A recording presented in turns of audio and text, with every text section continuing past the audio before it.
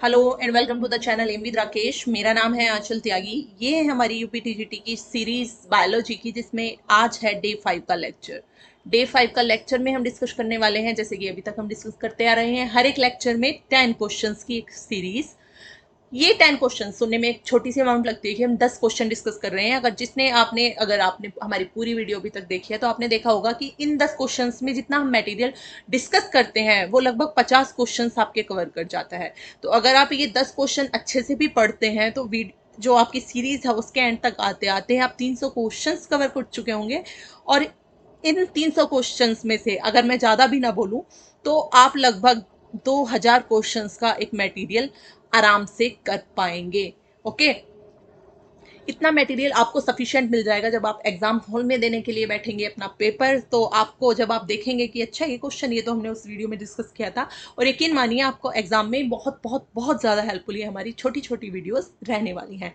Channel हमारा M with Rakesh है, इसको सब्सक्राइब कर लीजिए, बेल नोटिफिकेशन ऑन कर लीजिए, प्ले स्टोर पर जाकर एम कृति ऐप हमारा डाउनलोड कर लीजिए, ताकि जितनी भी वीडियोस के पीडीएफ हैं और जीएस के पीडीएफ हैं, करंट अफेयर्स के पीडीएफ हैं, तब आपको वहां पर अवेलेबल हो जाए। टेलीग्राम चैनल भी हमारा एम विद राकेश नाम से है, आप उसको भी ज्वाइन कर सकते हैं। वहां पर भी आपको पीडीएफ और जितनी भी जानकारियां नई नई होती रहती हैं वो सब मिलेंगी। आज का जो वीडियो है बायोलॉजिकल लेक्चर है, उसमें बायोलॉजिकल क्लासिफिकेशन के बारे में डिस्कस करने वाले हैं।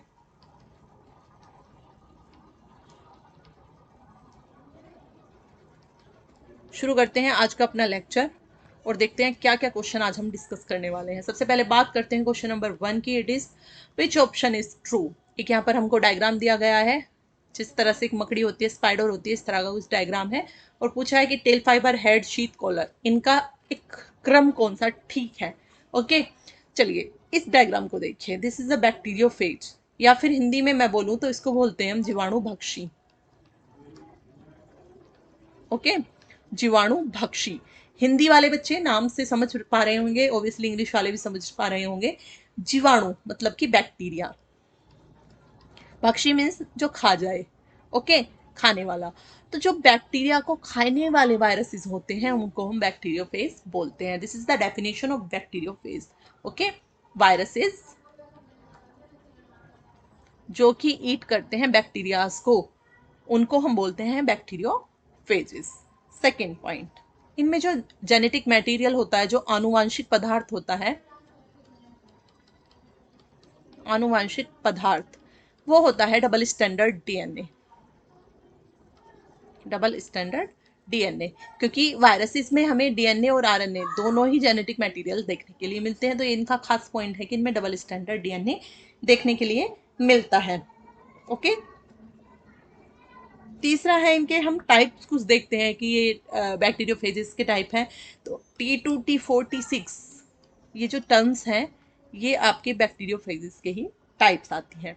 स्ट्रक्चर की अगर मैं बात करूं तो बैक्टीरियोफेज की स्ट्रक्चर में हमें यहाँ पर दी गई है। ये ऊपर की स्ट्रक्चर हेड है, ये शीथ है, कवरिंग जो बनाती है। एंड यहाँ पर जहाँ पर हेड और ये शीथ दोनों स्ट्रक्चर्स जॉइंट होती हैं, this is called collar.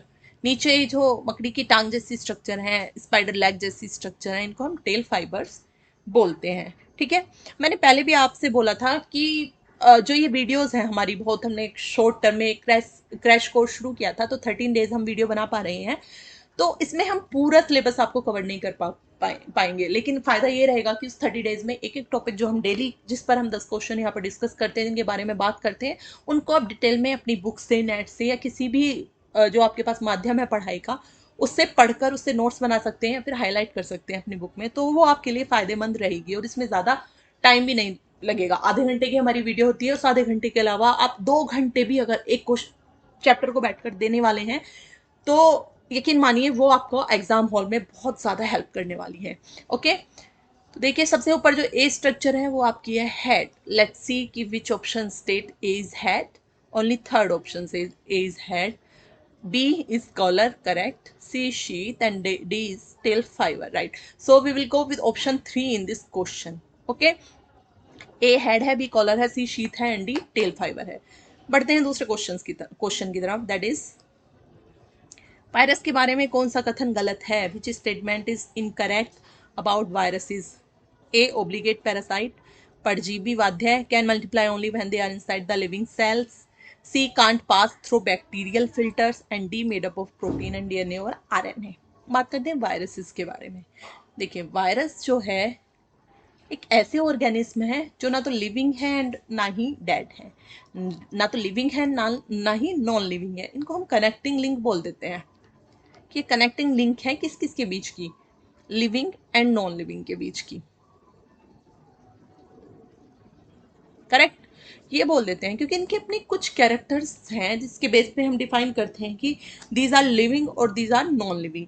Non living अगर मैं कैरेक्टर्स की बात कर दूं तो पहला ये है कि इनमें प्रोटोप्लाज्म नहीं होता है, कोई भी एंजाइम इनमें प्रेजेंट नहीं होता है, रेस्पिरेशन ये नहीं करते हैं, क्रिस्टलाइज इनको नहीं किया जा सकता है, किसी कल्चर में इनको, कल्चर मीडिया में इनको ग्रो नहीं किया जा सकता है। अगर लिविंग कैरेक्टर्स की मैं इनके बात करूं तो इनमें न्यूक्लिक एसिड होता है, जैसा मैंने अभी बैक्टीरियोफेज के केस में बताया था, डबल स्टैंडर्ड डीएनए है, ऐसे ही आरएनए भी हो सकता है। ये लिविंग्स के अंदर मल्टीप्लाई कर सकते हैं, किसी भी होस्ट सेल में अगर ये हैं तो मल्टीप्लाई कर सकते हैं। जैसे कि कोरोना वायरस आजकल फेमस हो रहा है, हमारे शरीर में जाता है, इतनी तेजी से वृद्धि करता है, लंग्स को अफेक्ट करता है, आप सभी परिचित हैं उससे, उसके बारे में मुझे ज़्यादा डिटेल बताने की ज़रूरत नहीं है, आप वहाँ से इसको रिजेंबल कर सकते हैं। ओके, डिजीज कर देते हैं ह्यूमंस में, मैमल्स में, प्लांट्स में, एनिमल्स में, सभी में। तो ये इनके लिविंग कैरेक्टर्स को शो करते हैं। ये छोटे होते हैं बैक्टीरिया से भी, बैक्टीरिया से भी स्मॉल साइज इनका होता है वायरसेस का। तो उसके बेस पे पहला तो ओब्लिगेट पैरासाइट है, बिल्कुल है जी, परजीवी हैं, मल्टीप्लाई कर सकते हैं होस्ट सेल के अंदर जाकर, करते ही हैं, कर क्या सकते हैं, बैक्टीरिया फिल्टर से नहीं गुजर सकते, इस पॉइंट को भी रोक लेते हैं। डी प्रोटीन डीएनए आरएनए से बने हुए होते हैं, बिल्कुल सही बात है, प्रोटीन होती है और डीएनए या आरएनए के बने हुए होते हैं। जेनेटिक मटेरियल के लिए डीएनए या आरएनए होगा और प्रोटीन तो इनमें होगी ही प्लस। ठीक है, तो सी जो ऑप्शन है बैक्टीरियल फिल्टर से नहीं गुजर सकते, ये आपका इस क्वेश्चन का सही आंसर होगा और वायरस के बारे में गलत होगा, क्योंकि जब ये साइज में स्मॉलर हैं बैक्टीरिया से भी, तो इसलिए बैक्टीरिया फिल्टर से जरूर गुजर पाएंगे। कुछ कनेक्टिंग पॉइंट्स में बैक्टीरिया वायरसेस के बारे में आपको बता देती हूँ। जो स्टडी ऑफ वायरस है उसको हम विरोलॉजी बोलते हैं। अच्छा, जो लास्ट वीडियो आप लोगों ने देखी थी उसमें देखा होगा कि मैंने बीच बीच में वन नोट का इस्तेमाल करके ब्लैक बोर्ड पे कुछ लिखने की कोशिश की थी। बस मुझे कमेंट बॉक्स में ये बताना कि वो डिस्टर्बिंग तो नहीं था, कि हम एक क्वेश्चन पे आते हैं, वापस वहां जाते थे, वहां ब्लैक बोर्ड पे लिखते थे, वापस यहाँ पर आते थे, तो क्या उससे आप लोगों का ध्यान तो भंग नहीं हो रहा था? अगर ऐसा नहीं है तो मैं फिर डिस्कस जो करूंगी वो मैं ध्यान रखूंगी। कुछ बच्चों का सजेशन है कि मैम पिंक पेन यूज मत करिए, बैकग्राउंड ऐसा रखिए कि दिखाई दे, वो सब मैं ध्यान रखूंगी। बट बस मुझे इतना बता दीजिए कि अगर आप पीपीटी के क्वेश्चन देखते हैं, बैक हम बोर्ड पे जाते हैं, तो उसमें आपको कोई डिस्टर्बेंस तो नहीं लगता है, बोरिंग वाली चीज़ तो नहीं हो जाती है। ठीक है, और थोड़ा सा मैं कोशिश करूंगी क्लासेस को एक्साइटेड बनाने की। ठीक है, आने वाले टाइम में जैसे जैसे हम और क्लासेस की तरफ बढ़ेंगे। तो विरोलॉजी है आपका स्टडी ऑफ वायरस। दूसरा पॉइंट जो बोलते हैं वायरस, इसका जो अर्थ होता है, इट्स अ लैटिन वर्ड और इसका मीनिंग होता है जहर या पॉइजन, विनम भी हम बोल सकते हैं। ओके, ओब्लिगेट पैरासाइट होते हैं, अभी पढ़ा था हमने। इवानोविस्की सबसे पहले वो इंसान है जिन्होंने इनको डिस्कवर किया था, इवानोविस्की। इन्होंने सबसे पहले मोजैक डिजीज ऑफ टोबैको, ठीक है, इसमें इनको डिस्कवर किया था, इसमें इन्होंने सबसे पहले इनमें देखा था। ओके, WM स्टेनली, ये नाम भी रख लीजिए आप अपने नोट्स में अगर नोट्स बना रहे हैं। WM स्टैनले, इन्होंने सबसे पहले इनको क्रिस्टलाइज किया था।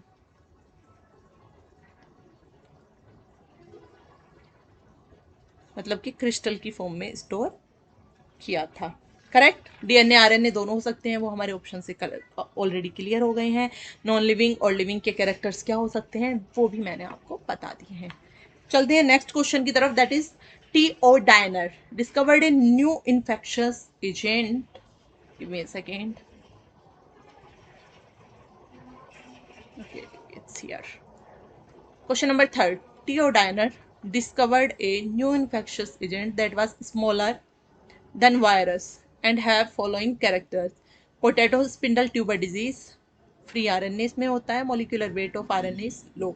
ठीक है, हिंदी में पढ़ते हैं। टियोडाइनर ने एक संक्रामक एजेंट की खोज की जो वायरस से भी छोटा है और जिसमें निम्नलिखित लक्षण थे। ठीक है, क्या क्या? पहला तो है ये आलू में तकला कंद रोग का कारण बनता है, पोटैटो स्पिंडल ट्यूबर डिजीज का रोग बनता है, मुक्त आरएनए फ्री आरएनए मिलता है और आरएनए का आणविक भार या मॉलिक्यूलर वेट कम होता है। तो ये वायरसेस होते हैं, विरियोइड्स होते हैं, विरियॉन्स होते हैं या माइकोप्लाज्मा होती है। तो मैं डायरेक्ट आपको आंसर पे ले चलती हूँ, इट्स अ विरियोइड। बी ऑप्शन जो है वो सही जाएगा। ऊपर से 4 पॉइंट आपको क्लियर हो गए हैं विरियोइड्स के बारे में। पहला टियोडाइनर ने डिस्कवर किए थे, लिख लेना इस बातों को भी आप, क्वेश्चन यहाँ से भी पूछे जाते हैं पेपर में। टियोडाइनर ने डिस्कवर किया था, पोटैटो स्पिंडल ट्यूबर का कारण है, फ्री आरएनए होता है, मॉलिक्यूलर वेट जो है आरएनए का वो बहुत कम होता है। ठीक है, इसके अलावा एक डिजीज जो स्पिंडल ट्यूबर डिजीज है, इसके अलावा कुकुम्बर पेल फ्रूट, कुकुम्बर पेल फ्रूट, ये भी एक डिजीज है जो इससे विरोइड से होती है। ठीक है, एक खास बात ये है विरोइड्स की, जो ये जो इन्फेक्शन करते हैं वो ऐसा होता है जिसको आप कभी क्योर नहीं कर सकते हैं, नेवर क्योर्ड वाला इन्फेक्शन ये कॉज करते हैं। Recovered, I can say never recovered, मतलब इंसान को एक बार वो बीमारी हो गई, इंसान का तो अभी ऑप्शन नहीं है यहाँ पर, मतलब कि आपको एग्जाम्पल नहीं मिला है, हमें पोटैटो में मिला है और इसके अलावा सिट्रस फ्रूट्स हैं और कुकुम्बर में है। लेकिन अगर किसी भी ऑर्गेनिज्म में ये इन्फेक्शन हो गया तो उसको रिकवर नहीं किया जा सकता है। So we will go with viroids. Next question, methanogens के बारे में कौन सा कथन सत्य नहीं है? Which statement is not true about methanogens? They are archaebacteria, they live in marshy areas, methane is their preferred carbon source, they are present in many ruminant animals and they produce biogas from the dung of these animals. ठीक है, बात करते हैं methanogens के बारे में। जो archaebacteria होते हैं वो बैक्टीरियाज के ही एक प्रिमिटिव ग्रुप में से एक हैं। जब हम मोनेरा की बात करते हैं, जो अभी आगे क्वेश्चन में हम डिस्कस करेंगे, वॉटसन जी ने, सॉरी विट्टेकर जी ने 5 किंगडम क्लासिफिकेशन दिया था, तो उसमें पहला ही ग्रुप आ जाता है हमारा मोनेरा। मोनेरा में हम रखते हैं सारे बैक्टीरियाज। आप, ये बैक्टीरिया मेनली 3 तरह के देखने को आपको मिलते हैं, Archie bacteria, simple bacteria and cyanobacteria. ठीक है, 3 इनकी कैटेगरी मिलती है हमें देखने के लिए, आर्की बैक्टीरिया, बैक्टीरिया, साइनोबैक्टीरिया, जिसको हम बोलते हैं ब्लू ग्रीन एल्गी। इसके 2-3 एग्जाम्पल याद रखिएगा, जरूर पूछे जाते हैं एग्जाम में कि ब्लू ब्लू ग्रीन एल्गी का एग्जाम्पल कौन सा नहीं है या कौन सा है, किसी भी फॉर्म में आपसे पूछा जा सकता है। तो बात करते हैं आर्की बैक्टीरियाज की। जो आर्की बैक्टीरिया है सबसे पुराना बैक्टीरियाज का एक ग्रुप माना जाता है। ठीक है, इसी ग्रुप में एक मेन ग्रुप आता है, सब ग्रुप आता है, जिसको हम बोलते हैं मिथेनोजिनस। ओके, इनकी खास बात क्या होती है? पहला तो एनारोबिक है, मतलब कि सांस लेने के लिए ऑक्सीजन कोई जरूरत नहीं है, कोई ऑक्सीजन नहीं चाहिए, बिना ऑक्सीजन के हम सांस लेंगे।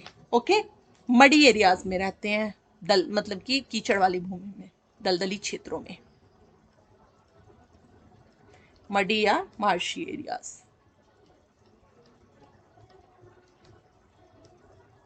मीथेन गैस प्रोड्यूस करते हैं, CH4 जिसको हम बोलते हैं, कहाँ से? CO2 से या फॉर्मिक एसिड से। किससे प्रोड्यूस होती है CH4?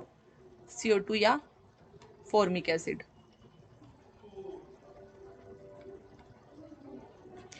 ऑटोट्रोप होते हैं, अपना खाना खुद बना लेते हैं। ठीक है, तो 3 पॉइंट्स तो हमारे हो गए। आर्की बैक्टीरिया है, बिल्कुल सही है, दलदली या मार्शी क्षेत्रों में या मडी क्षेत्रों में रहते हैं, बिल्कुल सही है।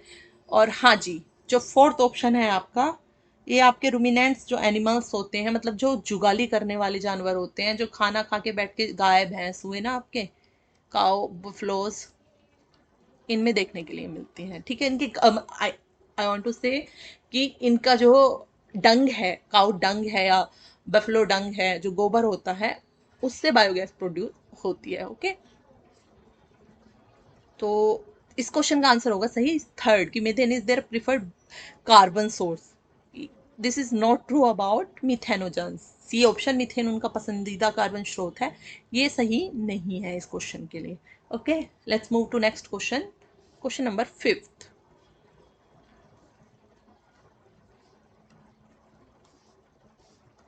यहाँ पर कुछ फंगस के बारे में, आपके फंगी ग्रुप के बारे में, किंगडम के बारे में कुछ पॉइंट्स दिए गए हैं। Choose the correct statement that correctly apply to kingdom fungi. उनके कुछ कैरेक्टर्स हैं, उनके बारे में आपको बताना है। कुछ फंगी ऐसे हैं जो इंटर रिलेशनशिप बनाकर रहते हैं प्लांट्स के साथ, बिल्कुल सही है। सर्टेन फंगी ऐसे हैं जो एंटीबायोटिक्स बनाते हैं, सबसे पहले पेनिसिलियम का ही नाम आ जाता है।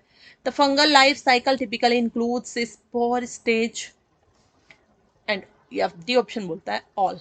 कुछ कवक पौधों के साथ लाभकारी अंतर संबंध बनाते हैं। एंटीबायोटिक दवाओं के प्राकृतिक संसाधन है, और कवक जीवन चक्र में आमतौर पर एक बीजाणु चरण शामिल होता है। ऑप्शन नंबर डी यहाँ पर सही है, जिसमें हम इंक्लूड करते हैं सभी ऑप्शंस को। इसके बारे में मैं डिस्कस यहाँ नहीं कर रही हूँ, क्योंकि कुछ डिटेल है फंगी की हमारे सिलेबस में, जिसके लिए अलग से हम एक वीडियो में डिस्कस करेंगे। क्योंकि अगर हम 30 दिन में 30 वीडियो देखेंगे, तब भी हमारे पास एक टाइम पीरियड बच जाएगा अपने एग्जाम के लिए।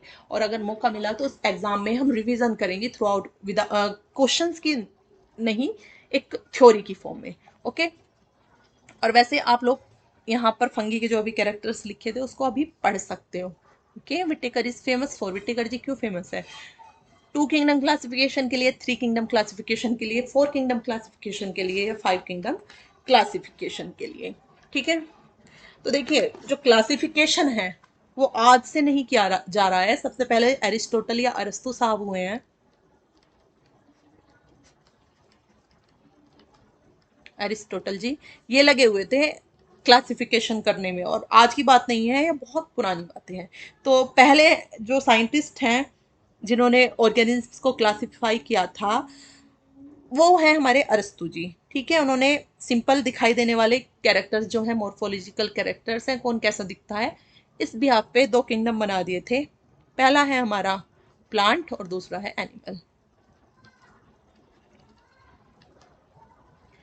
अरस्तु जी के बाद आए, पहले तो अरस्तु हो गए, दूसरे इनके बाद आए लीनियस, कैरोलस लीनियस, जिन्हें द्विनाम पद्धति का जनक, बाइनोमियल नोमेनक्लेचर का पितामह कहा जाता है, लीनियस साहब, वो आए।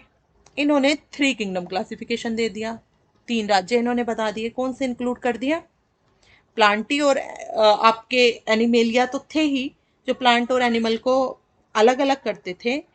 इन्होंने क्या किया,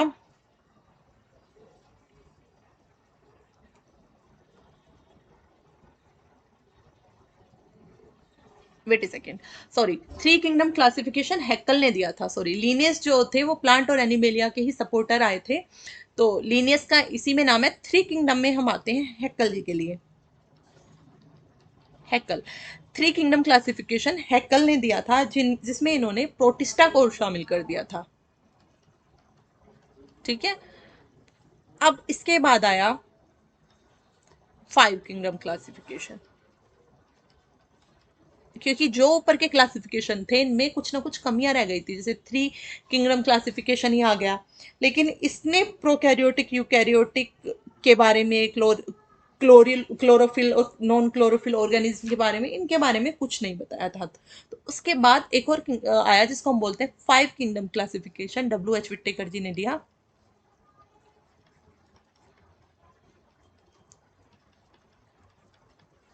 और इसमें इन्होंने 5 किंगडम बताए थे। मोनेरा, हिंदी में भी सेम नाम है इनके, प्रोटिस्टा, फंगी, या जिसको हम बोलते हैं कवक हिंदी में, प्लांटी, पादप,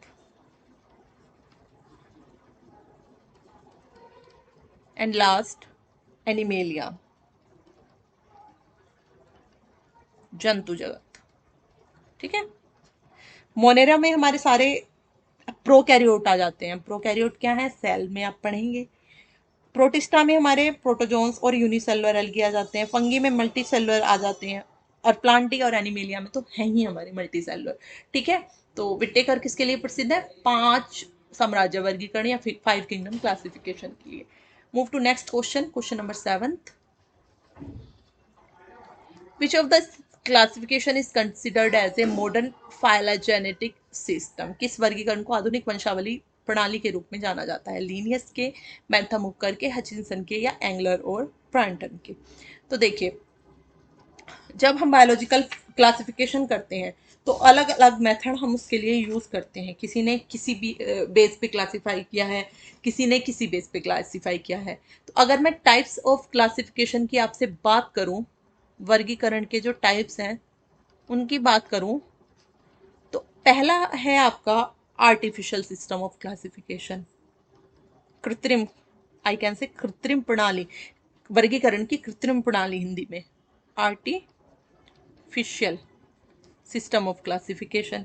ठीक है, एरिस्टोटल जी हुए, लीनियस हुए, वो सब इसमें आ जाते हैं। दूसरा आया था आपका नेचुरल सिस्टम ऑफ क्लासिफिकेशन। ठीक है, तीसरा आया आपका, जिसमें नेचुरल वाले में आ जाते हैं हमारे बेंथम हुकर। ओके, जो आपके भी ऑप्शन दिए हुए हैं बेंथम हुकर जी। और लीनियस हमारे और एरिस्टोटल आ जाते हैं ए में।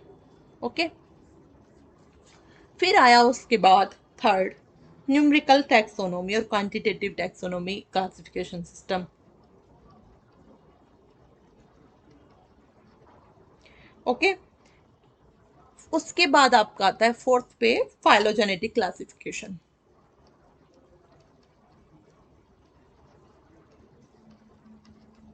फाइलोजेनेटिक क्लासिफिकेशन जिसको क्लैडिस्टिक्स भी बोलते हैं हम,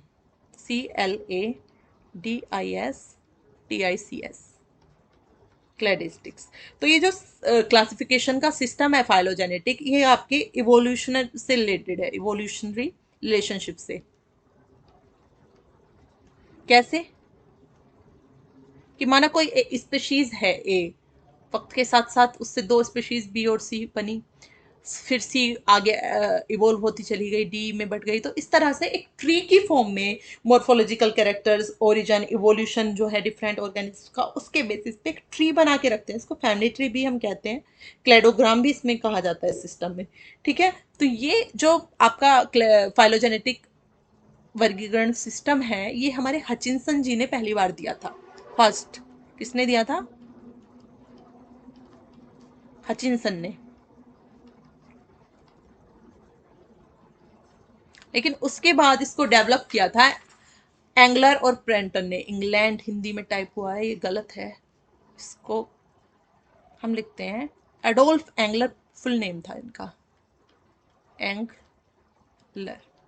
ओके, अडोल्फ हिटलर थे ना, अडोल्फ एंगलर, ये एंगलर और के प्रेंट, इन्होंने सब आगे इनको, दोनों जर्मन के रहे हैं बोटनिस्ट, आगे इन्होंने इसको और ज़्यादा डाइवर्सिफाई किया था। तो सही ऑप्शन है इसका यहाँ पर डी, कि एंगलर और जो प्रॉन्टन का क्लासिफिकेशन है वो आधुनिक वंशावली प्रणाली के रूप में उसको जाना जाता है। इंडियन बॉटनिकल गार्डन, हावड़ा, सबको पता है, सर भी इस क्वेश्चन को कितनी बार करा चुके हैं अपनी क्लासेस में। Next, the assemblage of families with common feature is called, या फिर सामान्य लक्षण वाले परिवारों का समूह क्या कहलाता है? बात करें अगर हम कैटेगरीज की, टैक्सोनॉमिक कैटेगरीज की, टैक्सोनॉमिक कैटेगरीज की, तो उसमें क्या सीरीज होती है? सबसे पहले आएंगे बहुत सारे एनिमल्स एक साथ आ गए किंगडम में। उसके बाद हमारे फाइलम आ गए या डिवीजन आ गए। इनकेस अगर हम प्लांट बात कर रहे हैं तो हम उसको बोल देते हैं डिवीजन। इसके बाद आ जाते हैं हमारे class, order, family, genus, species, सबसे छोटी इकाई, सबसे छोटी यूनिट होती है स्पीशीज। ठीक है, यहाँ मैं लिख देती हूँ, आ नहीं रही है, सबसे छोटी यूनिट ये है। तो सामान्य लक्षण वाले परिवारों का या जो फैमिलीज हैं उनके कॉमन जो फीचर्स हैं, उनको हम असेंबल करेंगे तो वो क्या कहलाएंगे? क्या वो ऑर्डर कहलाएंगे या वो जीनस कहलाएंगे? नीचे कमेंट सेक्शन में आंसर लिखिए इस क्वेश्चन का। ओके, नेक्स्ट जो क्लास है हम उसमें आपको आंसर बताएंगे विद नेम कि किस किस बच्चे ने सही आंसर इस क्वेश्चन का दिया है। Next question, choose the correct pair. Question number 10, sericulture fish. Hindi में मैंने जानबूझकर नहीं किया था इसको टाइप, क्योंकि हिंदी में जो टर्म यूज की जाती है आप उससे पहचान लेंगे। लेकिन अगर आपको हिंदी पेपर जो वर्जन है पेपर में उसमें एक क्वेश्चन पूछा गया तो सेरिकल्चर को आपको सेरिकल्चर ही लिखा मिलेगा इस तरह से। हिंदी में मैं लिख देती हूँ अपने आप, सेरिकल्चर मछली, silviculture silk worm, sorry silviculture रेशम कीड़ा, ठीक है। एपिकल्चर मधुमक्खी,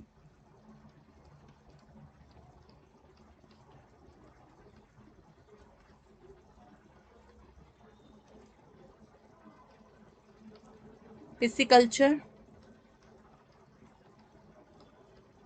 फेरेटिमा पोस्थ्यूमा। ओके, तो जी सेरिकल्चर क्या फिश के कल्चर को बोलते हैं, सिल्वी कल्चर क्या सिल्क वॉर्म के कल्चर को बोलते हैं, एपिकल्चर क्या हनी बी के कल्चर को बोलते हैं, पिसिकल्चर फेरेटिमा पोस्थ्यूमा के कल्चर को बोलते हैं।